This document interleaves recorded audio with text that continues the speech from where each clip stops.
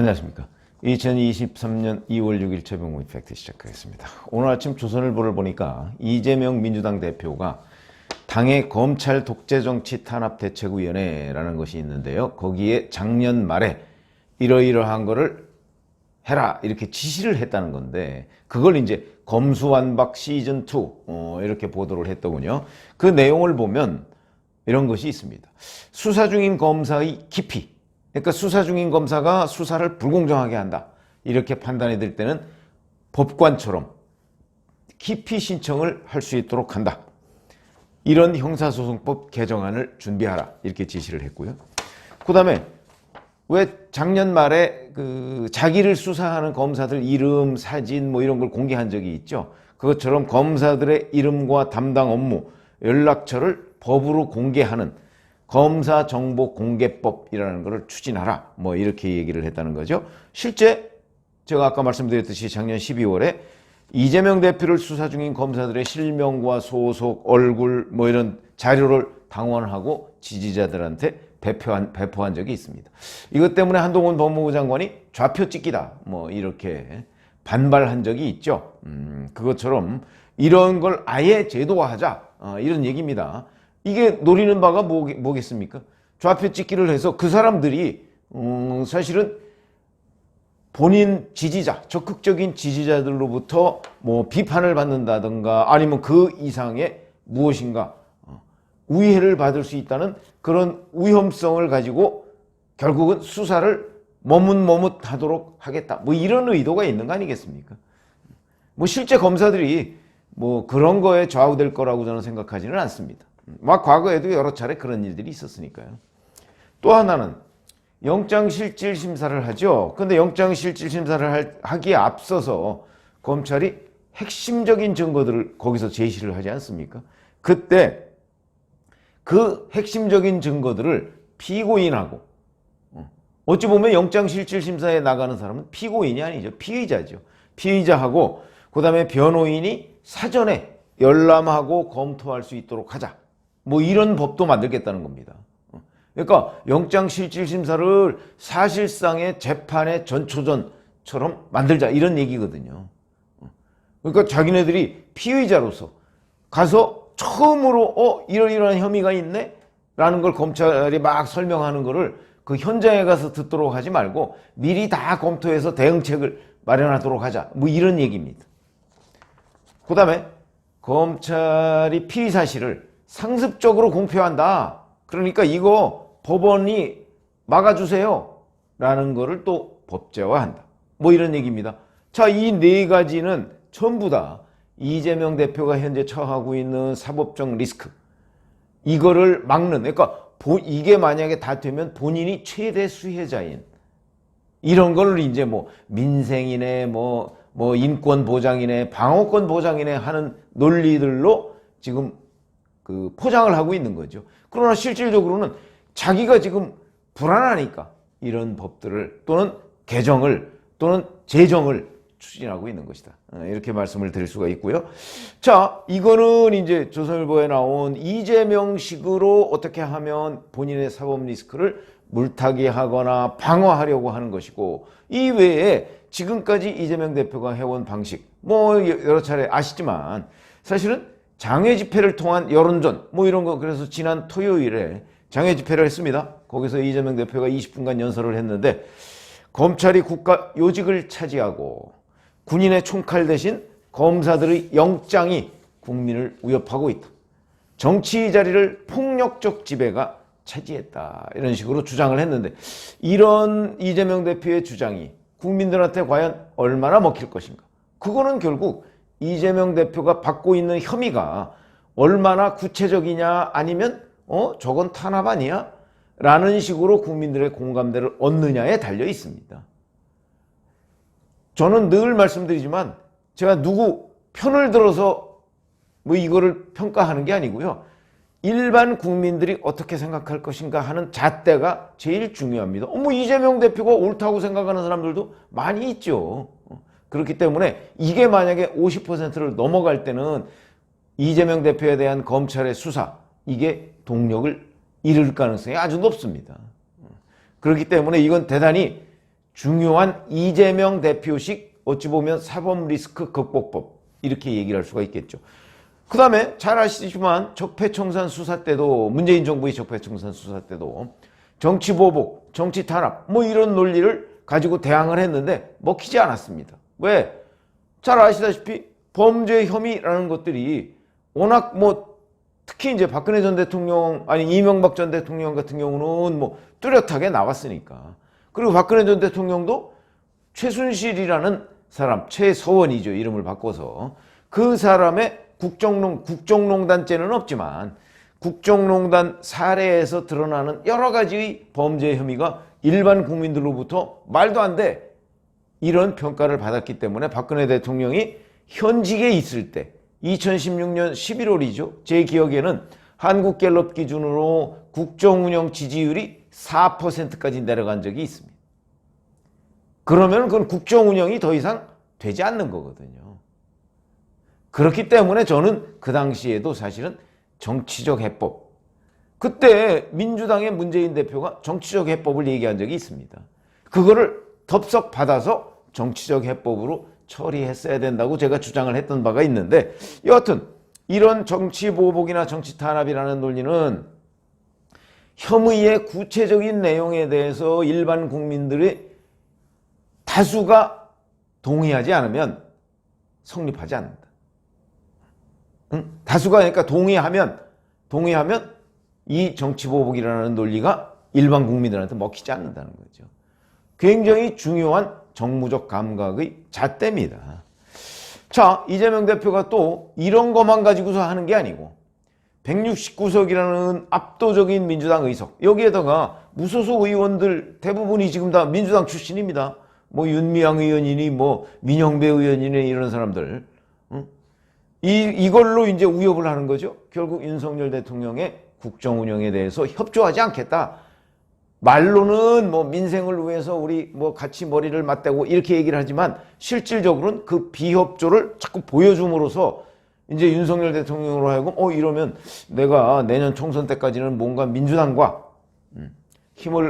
민주당의 도움을 받아서 국정을 운영할 수밖에 없겠다 하는 생각을 갖고 이재명 대표에 대한 수사를 조금 좀 속도 조절을 하지 않겠나 하는 기대가 있는 것으로 보이는데 그렇게 적극적인 힘을 발휘하지는 못하는 것 같다. 왜냐하면 윤 대통령이 그거 아랑곳하지 않고 있으니까 이런 부분이 그 이재명 대표의 또 하나의 카드로서 기능을 하고 있는데 그 기능이 제대로 작동하지 않는다. 이렇게 말씀을 드릴 수가 있고요.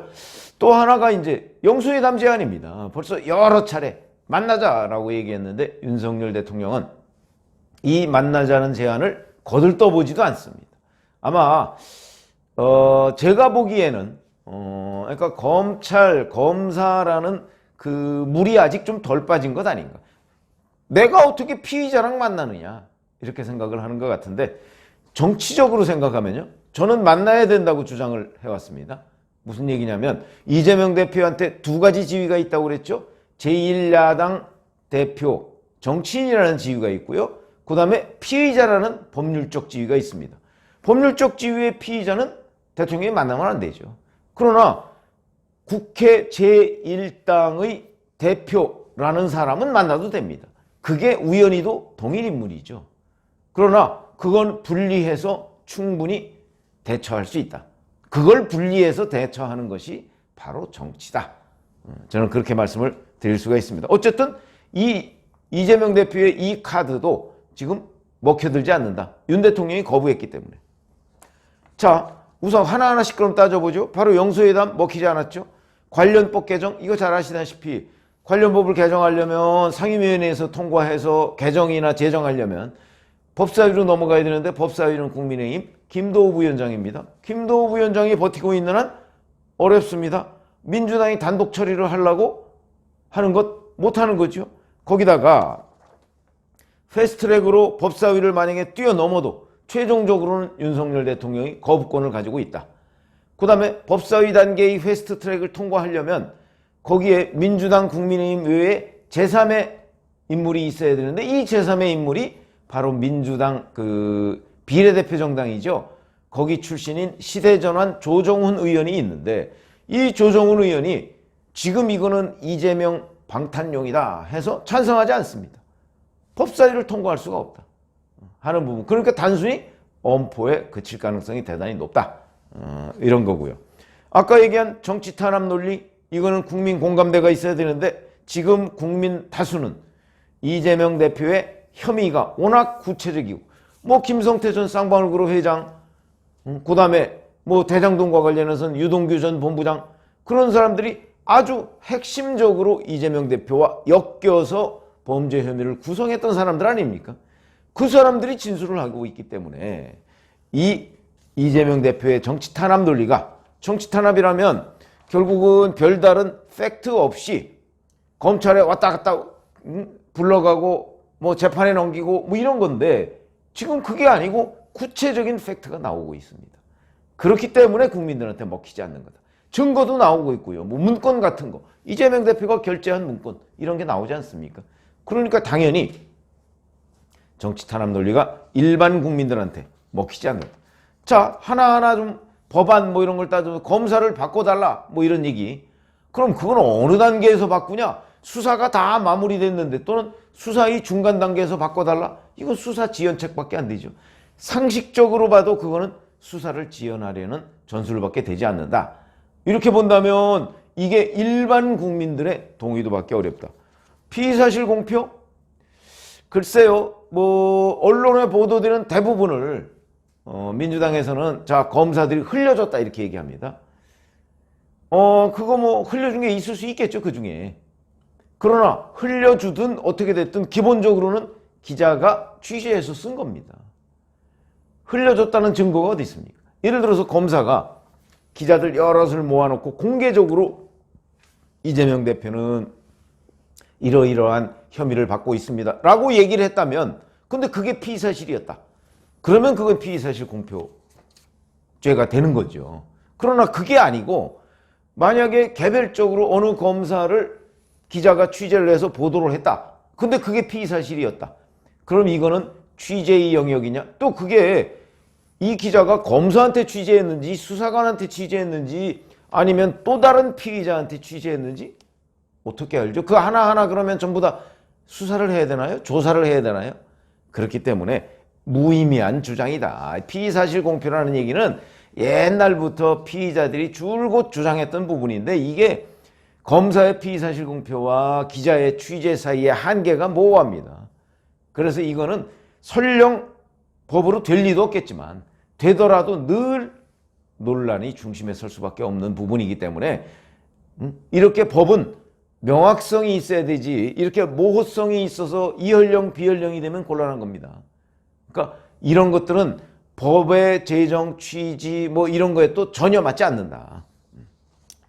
탄압 뭐 이런 것도 아까 제가 말씀드렸듯이 바로 그 이재명 대표와 함께 이 범죄 혐의를 구성했던 당사자들이 지금 입을 열고 있기 때문에, 입을 열고 있지 않는 사람은 지금 김만배 씨 정도인데, 김만배 씨도 곧 입을 열지 않을까 하는 기대가 있습니다. 왜냐하면 그거는 김만배 씨가 숨겨놓은 남은 돈, 이거를 검찰이 찾으면 이제 김만배 씨도 손들지 않을까 싶은 생각이 드는데, 어쨌든 간에 이러한 이재명 대표식의 본인 사법 리스크에 대한 방어, 그게 이제 여러 가지 뭐 법적인 방법, 제도적인 방법, 국민 여론전 뭐 이런 것들 지금 제가 하나하나 따져드렸지만 성공할 것이 없습니다. 이게 성공하려면 사실은 본인이 이렇게 범죄의 흔적들을 남기지 말았어야 되는 거죠. 그러니까 이게 민주당은, 이재명 대표는 지금 안간힘을 쓰고 있는데 민주당은 깝깝한 겁니다. 국민들은 이재명 대표의 이런 방어 전선에 지금 전혀 지원을 하지 않거든요. 그건 국민 여론조사로서 다 드러나고 있습니다. 그래서 이재명 대표는 본인의 사법 리스크를 방어하기 위해서 수많은 수단을 동원해서 지금 막고 있는데, 이게 하나둘씩 터지고 있다. 이게 본물처럼 될 날이 지금 머지 않았다고 봐야 되는 거죠. 그런 점에서 민주당은 갑갑하게 돼 있고, 뭐 저는 어떻게 생각하냐면 객관적으로 보면 민주당은 민주당 나름대로 아마 이재명 대표의 사법 리스크가, 이재명 대표가 이렇게 사법 리스크를 방어하기 위한 전선을 구축했는데 그게 무너진다, 그리고 무너졌다 싶으면 다른 대안을 찾을 겁니다. 왜냐하면 민주당 사람들로서는 이재명 한 사람 때문에 민주당이 망해서는 안 된다. 아마 민주당 당원들은 그렇게 생각하는 사람이 훨씬 더 많을 거예요. 그런데 그 시점, 그거는 제가 뭐 연말쯤이나 돼야 될 거다 이렇게 말씀을 드렸는데 아직도 그 시점에 대한 예상은 제가 조금 당기기에는 아마 좀 근거가 부족하다. 그래서 저는 아직도 아마 그러니까 연말이라는 것이 내년 총선 공천에 들어가기 직전, 그러니까 이재명 대표 체제로는 도저히 총선을 치를 수 없다라는 판단이 민주당의 압도적 다수가 될 때, 이때 이재명 대표의 지위에 관한 논쟁이 지금도 뭐 일각에서 나오고 있습니다. 논쟁이 극대화될 것이다. 이렇게 말씀을 드립니다. 고맙습니다.